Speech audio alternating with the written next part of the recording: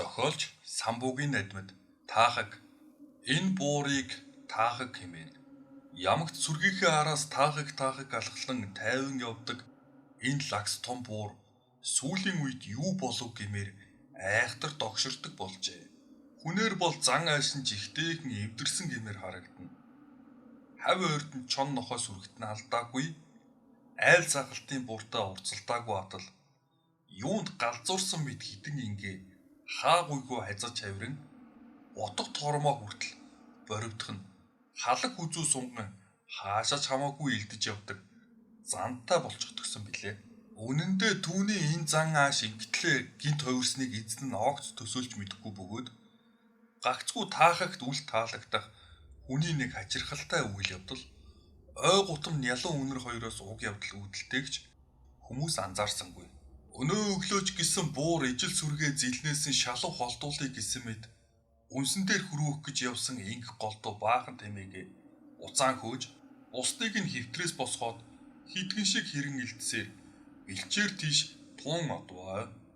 Буур бүхэнд тэр тусмаа хүний ухааныг ямар нэг хэмжээгээр авсан байж болцсохгүй гэцгээдэг нь эртний галзуу улаан, гялбага хүрэн, тэнгэр дууд, их давхайтын удам таахаг нэрт энэ буур өөрийн төрлөختсөн гөөс болоод ороогоо орох болоогүй байхад хүч тэнхээгээ бартал ийхүү догширхот хүрчээ.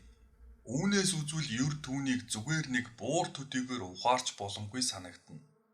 Алив эцэг малд байдаг сүрлэг омгөрхүү догшин эзэрхэг зантаагаас гадна түүнд өших, өмөөрөх, хямрах ааш ариншин бий гэдэг нь илэрхий. Чухам үүнийгээ бусад буурнаас тодорхой харуулж чаддаг чанараараа өргөний говьд гайхагддаг байж ч болцсохгүй.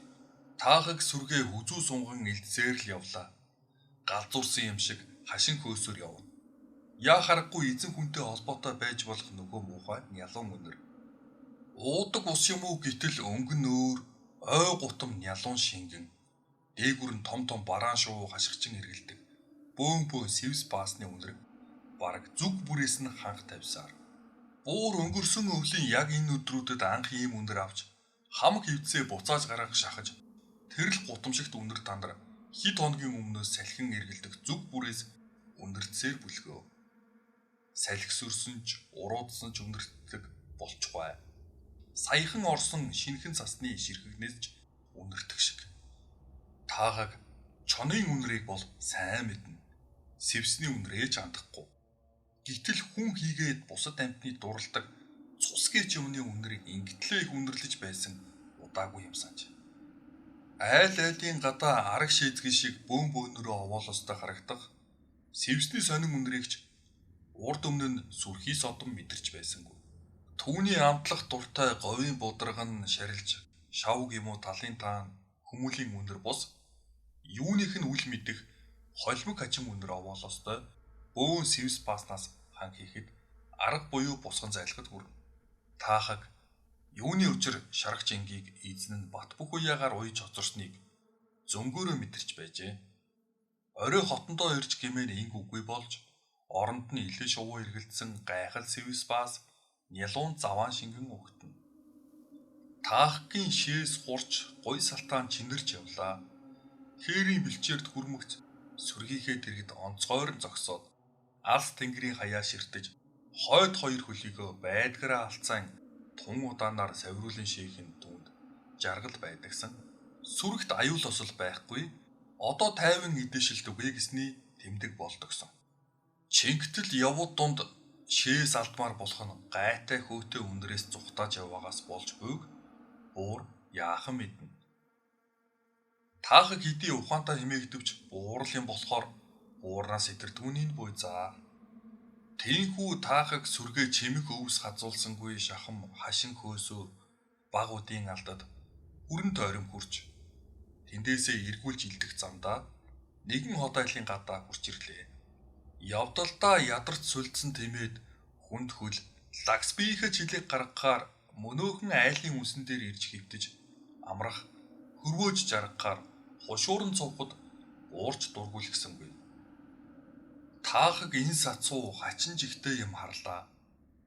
Өөрөхийн цагаанаас хідэн хүн гарч ирээд нэгэн тэмээг ноолж эхлэхийг үзв. Ноос үсийг нь мулдалж авахдаа эгээ адилхан хөвтүүлээд татлага дээрээс баглан хүлж урт хүзүүг нь газартаа наалдуулан сунгаж хин нэгэн ямарваа шовхимаар шилэн хүзүүрэн дүрээд авсанд жигтэй нялуун өнөр хан хийжээ.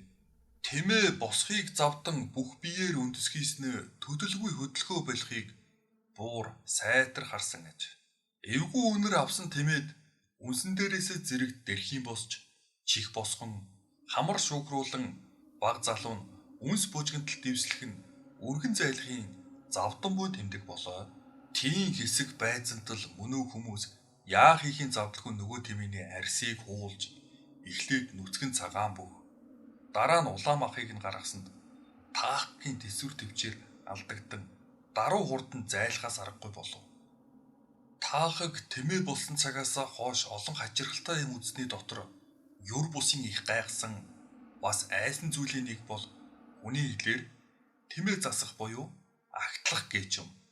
Өөрөөс нь бусад бараг бүх тэмээд жил бүр тохиолддог тэр аимшигт явдлыг эдэнтэй үзсэн хэдий ч эдүүгээ болтол түүнийг удаанаар харж үл зүрхлэнэ. Харин өнөөдөр их шиг юмыг үзсэн удаагүй. Үс арьсгүй махан тэмээ. Ийм юмыг урд өмнө нь үзэгч аргагүй байжээ. Юу гэвэл монгол хүн ямарваа малыг муулахдаа түүнийг сүргийн нүднээс нуудаг. Тэгээд ижил сүргийг нь бэлчээрт гаргасан хойно эд бад хийдэг заншилтай. Хэрвээ ил хот айлынхан заншил ёс мэддгсэн бол үнсэн дээрээ тэмээ ирэхэд дав даруй хөөж зайлуулах байсан бизээ. Гэтэл тэгсэнгүй. Таахаг дотор ирэхтнээ гуйлган гаргахаас наахуур сүргээ хөөсөөр хот айлаас холдтол өмнөөс нь нөгөө муухай өнөр дахиад л тусан өгтлээ. Сүргээ арга буюу эргүүлэхэд хүрв. Тэгтэл урдаас нь цус сэвсний нялуун өнөр уламж хүчтэй цоргив. Тэгэхээр нь сүргээ баруун зүг эргүүлв. Дахиад л өнөр. Зүүн тийш тууллаа өнөр. Урагшаа хоошоо өнөр. Буур хэдий тэнхээтэй бас ухаантай гэгдэх боловч хүн гихч амтнаас сүргээ хэрхэн яаж өмгөөлж хамгаалж чадгсан билээ дээ.